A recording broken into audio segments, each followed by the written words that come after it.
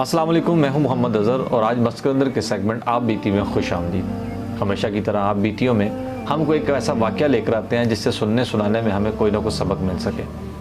ये इसलिए भी होता है कि देखिए, कुरान करीम में अल्लाह ताला और अल्लाह के रसूल सल्लल्लाहु अलैहि वसल्लम की हदीसों और आयतों का मफ़हूम अगर गौर से देखें तो हमें बहुत सारी स्टोरियाँ ऐसी हैं जो पिछली सुनाई गई हैं। बहुत सारे अंबिया कराम के वाक़या सुनाए गए हैं। रसूलुल्लाह सल्लल्लाहु अलैहि वसल्लम ने बहुत सारे लोगों का वाक़या सुनाकर उससे हमें सबक हासिल करने को कहा। इसकी वजह यही थी कि वो वाक़या शायद हमारे साथ ना हो। मिसाल के तौर पर अगर हम कुरान को पढ़ें तो कुरान में पत्थर एक कौम पे बरसाए गए, तो हो सकता है हम पे ना बरसाए जा रहे हों, लेकिन जिस वजह से बरसाए जा रहे थे उस गुनाह को ना करने की हमें तलकीन की गई। यही वो बात है, जब हम किसी का वाक़या सुनाते हैं तो इससे सीखने की कोशिश करते हैं कि खुदा ना आस्ता, अल्लाह ना करे, इसमें से कुछ 2% 4% हमारे सामने वाक़या या हमारे साथ ये मामला हो तो हम इसमें से वो गलती ना करें जो पहलों ने की। इसलिए हम कोशिश करते हैं कि दूसरों के वाक़यों को आपके सामने सुनते और सुनाते हैं। मेरा एक दोस्त था, मैं उसकी शादी पे गया तो शादी पे जब हो गई, सबकी शादी तो फिर होती है, हो गई उसकी शादी भी, तो कुछ अरसे के बाद वो मुझे मिला, कुछ महीनों के बाद वो मुझे मिला तो उसका रंग बहुत डल हुआ था। मैं थोड़ा परेशान हुआ। तो एज आ मर्द मैं इस चीज़ को जानता हूँ कि मर्द की जब जेब खाली हो ना या उसके घर में कोई परेशानी हो तो उसके रंग पे बड़ा इफ़ेक्ट आता है। तो उसके रंग को देखते हुए मैंने बस पूछ लिया कि यार खैर तो है ना।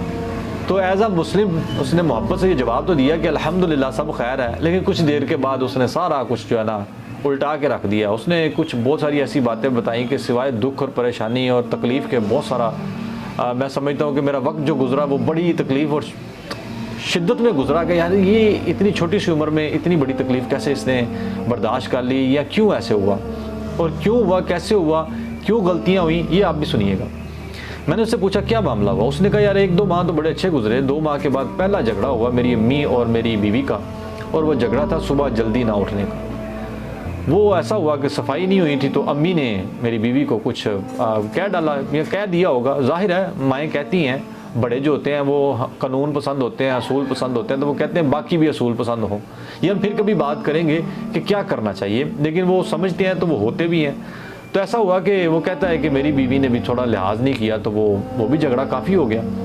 और काफ़ी झगड़ा होने का ये पहली 2-3 माह के बाद पहली लड़ाई थी। लेकिन जब घर में पहली लड़ाई होती है तो बहुत ज़्यादा सदमे और तकलीफ़ में वक्त गुजरता है। लेकिन ये अफसोसनाक बात यह है कि जब झगड़े बढ़ जाते हैं ना तो फिर इनकी वैल्यू और कदर और इनका खौफ भी कम हो जाता है। मैंने देखा है कुछ फैमिलियों की आदतें बन जाती हैं रोज़ाना झगड़े करने। उनके घर में मामूली सी बात होती है, कौन बोल रहा है और वो बोल रहा होगा, बस ये कह के चुप कर जाते हैं बाकी फ़र्द। और अगर जो बड़े सेंसिबल लोग होते हैं जिनके घरों में झगड़े नहीं होते, उनके घर में अगर छोटी सी बात पे भी थोड़ा सा कुछ इख्तलाफ हो जाए तो वो सारी रात परेशानी में गुजर जाती है। खैर वो कहता है कि पहला झगड़ा यूँ हुआ, सारी रात तो हम सोए नहीं, बड़ी परेशानी से गुजरी, लेकिन अब ये झगड़े थोड़े ज़्यादा बढ़ने शुरू हो गए। मेरी बीवी भी लिहाज नहीं करती थी, कोशिश की समझाने की, लेकिन मैंने उसे कहा कि तुम भी तो एक लिहाज नहीं करते थे। उसने कहा जी वो क्या। मैंने कहा तुमने, मुझे लगता है कि इंसाफ नहीं किया होगा। उसने कहा यार अभी आके लगता है कि मैंने गलती की है। तो वो गलती क्या थी, मैंने उससे पूछा कि क्या लगता है तुम्हें, वो क्या गलती थी। कहता यार वही जो सब कहते हैं मुझे कि तू अपनी माँ को ना सही नहीं हैंडल कर पाया। अच्छा वो लड़के ने मुझे बताया कि मैंने हमेशा यही कोशिश की, जो मेरी माँ ने बताना मैंने सर खम कर देना। मैंने कभी अपनी बीवी से उसकी तस्दीक नहीं की या एक अच्छे तरकीब लड़ा के कोई तरतीब से बात कर लेता नहीं की। मैंने हमेशा जो मेरी माँ ने कहा मैंने उस पर यकीन किया, और जाके पहले मेरी माँ लड़ा करती थी, फिर रात को जब मैंने जाना तो फिर मैं लड़ा करता था। खैर वो कहता है कि 4-5 माह के बाद ना मेरी बीवी ने अपने मैके चली गई नाराज़ होकर। लेकिन मैं जब वहाँ पे नाराज़ होकर वहाँ पे जब गई तो 10-15 दिन बाद पता चला मुझे कि अल्हम्दुलिल्लाह वो उम्मीद से है। तो अल्लाह ने एक मेहरबानी की, काफ़ी देर बाद एक खुशी का एक समा दिल में आया कि चलो अल्लाह का शुक्र है अल्हम्दुलिल्लाह।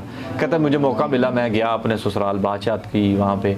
तो वहाँ पे जब बैठा तो मेरे ससुरालियों ने मुझे समझाया कि यार अपनी माँ को कहो, और वहाँ पे भी कहता है जी मैं जाके ना अपनी माँ की मोहब्बत को मोहब्बत समझा और किसी की बात नहीं सुनी। जो भी बात करता था मैं उलट जवाब देता था, वो मेरी माँ है, वो सही कहती है, इसमें गलती है, ये गलती है, वो गलती है। कहता जी मैंने कोशिश की कि जो मुझसे हो सका मैंने वही गलतियां करता रहा, किसी की नहीं सुनी। कहता मैंने समझा कि नाराज़गी होगी हफ्ते की 2 हफ्ते की, फिर अब वापस ही देनी है इन्होंने मुझे बेटी, अब तो उम्मीद से हो गई है, अब तो देनी है इन्होंने मुझे बेटी। कहता ना हुआ ऐसे। 4 माह तकरीबन वो बेटी अपने घर में रही है और 4 माह के बाद कुछ लोगों ने मिला के उसको वापस उसके घर वापस भेजा। अब शॉर्ट करता हूँ बात को, 4 माह के बाद जब लोगों ने उसको सुलह वाला करवा के दोबारा भेजा, 1 हफ्ता सिर्फ वो यहाँ पे रही, फिर लड़ाई शुरू। जब लड़ाई शुरू हुई तो वो बेहोश हो गई। जब बेहोश हुई तो दोबारा उसके ससुराल वाले आए और उसको लेकर अपने घर चले गए। जब अपने घर चले गए, अब 7 माह इस बात को कहता गुजर गए। मैं भी कभी जाता, फ़ोन पे बात हो जाती तो ठीक है, मैंने भी कभी नहीं पूछा। मैंने कहा अब कहाँ जाना है इसने। लेकिन ये हुआ कि 7 माह के बाद उन्होंने मुझसे डिमांड कर दी कि मेरी बेटी को तलाक दे दो। कहता है कि मैं वहाँ पे एज आ मर्द एक बात करता रहा, तलाक तो मैं नहीं देनी, तो मैं देखना वा कौन है शादी करता, ये है वो है, किस तरह कर सकते हो। कहता है 1 महीना ही गुजरा, मुझे अदालत की तरफ से नोटिस आ गया। अब जब नोटिस आया तो मेरी माँ ने कहा कि अब हुण असी रखना ही नहीं, सानू ने जलील कराता है, अदालत जलील कराता है। सो उसने क्या किया कि वो लड़का कहता है कि मैंने 3 तलाक़ें एक ही दफ़ा लिख के उनको भेज दी कि ये लो रखो पास अपने। तो ये तलाक़ें भेजने के 1 हफ़्ते के बाद उसको दोबारा फ़ोन आ जाता है और बोलते हैं कि वो हॉस्पिटल में है। और ये फ़ोन करने वाली उस लड़की की ना माँ थी, ना बाप था, ना उस घर में से कोई था, वो उसकी चाची सास थी, यानी कि उस लड़की की मासी थी। यूँ उसने फ़ोन किया और कहा कि वो हॉस्पिटल में है। लेकिन वो अब लेबर पेन्स के लिए गई थी हॉस्पिटल, और ये 7वां महीना था, यानी कि वक्त से पहले कुछ उसके साथ हैपन हुआ और वो हॉस्पिटल चली गई। उस लड़के ने कहा कि मैं इस बात को सुनकर बड़ा शौक हो गया, और जैसा कि मेरी औलाद थी तो मैं भी वहाँ पे पहुँच चुका। जैसे मैं वहाँ पे पहुँचा तो मेरे सालों ने मुझे पकड़ के मारना शुरू कर दिया। जब मारा मुरा तो फिर भी कुछ लोग वहाँ पे रिश्तेदार तो थे ना, तो उन्होंने छुड़ू के तो रखा, संभाला कि यार वक्त गुजरने दो, अभी खैर है, अभी आगे चलो, फिर देखो क्या होता है, बेटी की तबीयत ठीक नहीं है, ये है वो है। कहता जी इसी बात में, इसी कश्मकश में 2-3 घंटे गुजरे। 2-3 घंटे के बाद मुझे अंदर से मेरे ससुर ने एक सफ़ेद कपड़े में एक बच्चा था और मुझे हाथ में लाकर ज़ोर से मेरे हाथों पे फेंका।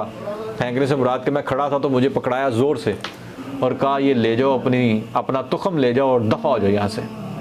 और वो बच्चा मुर्दा था, वो मर चुका था। वो मरा हुआ बच्चा, वो कहता मैंने जब पकड़ा तो मेरे पाँव के नीचे से ज़मीन निकल गई। और ये बात बताते हुए ना वो थोड़ा सा अश्कबार भी हो गया, क्योंकि औलाद से ना सबको बड़ी मोहब्बत होती है, चाहे वो जानवर ही क्यों ना हो। इंसान तो फिर बहुत बड़ा है, इंसान तो इंसान होता है। खैर वो अश्कबार भी हो गया।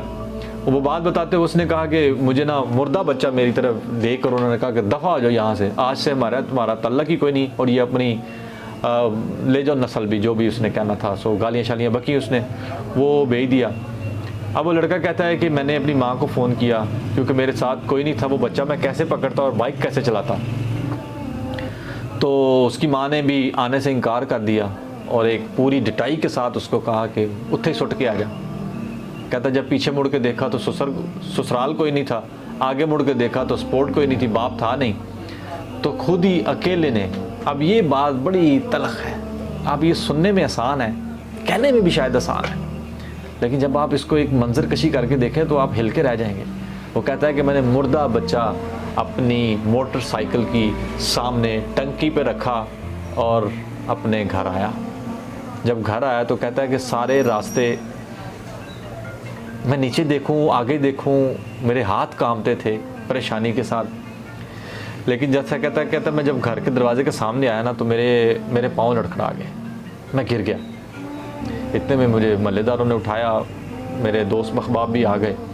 फिर उन्होंने मिल के इस बच्चे की तदफीन वगैरह का इंतज़ाम करके इस बच्चे को दफनाया। दफनाने के बाद अब वो ना तो उसकी बीवी है, ना वो उसका ससुराल है, ना ये औलाद रही, ना उसका घर रहा। अब उसकी शादी हो चुकी है दूसरी। लेकिन ज़रा वहाँ पे मैंने ही क्या सीखा, आपको भी क्या सीखने को मिलता है? क्या समझते हैं आप, कौन कसूरवार है? बच्चा, बाप, सास या वो वाले ससुराल वाले? कौन था, कौन कसूरवार है? सब अपने अपने दायरे में सही हैं। बीवी से पूछो वो कहती है मैं सही हूँ, माँ से पूछो कहती है मैं सही हूँ, उसकी सास से पूछो कहती है मैं सही हूँ, शोहर भी कहता है कि मैंने सही किया। बच्चे ने गलत किया होगा फिर, जिसे इस दुनिया से जाना पड़ गया। गौर करें इस बात पे कि क्या कसूर था एक ज़िंदगी को मौत तक ले जाने में, और वो ज़िंदगी जो भी दुनिया में नहीं आई थी उसको एक स्ट्रेस में पाला गया लड़ाइयों में पाला गया, ना ये देखा गया कि ये मेरे बेटे की औलाद है, हमारी नस्ल है। कुछ नहीं था ऐसा। वहाँ पे सिर्फ अनाएँ थीं, लड़ाइयाँ थीं, अपने अपने ज़ौक़ थे, अपनी इज़्ज़तें थीं, अपने वक़ार थे। किसी का कोई नहीं सोचने वाला था। और आज तक यही कसूर कोई नहीं मान रहा कि कौन गलत था, कोई भी नहीं मान रहा। जब उसके दोस्त की बात सुनी है तो लगता है कि ये ठीक है, लेकिन जब उसकी बीवी वालों का सलूक देखा है तो लगता है कि वो गलत थे। अब उसकी माँ की बात सुनूं तो लगता है वो गलत था।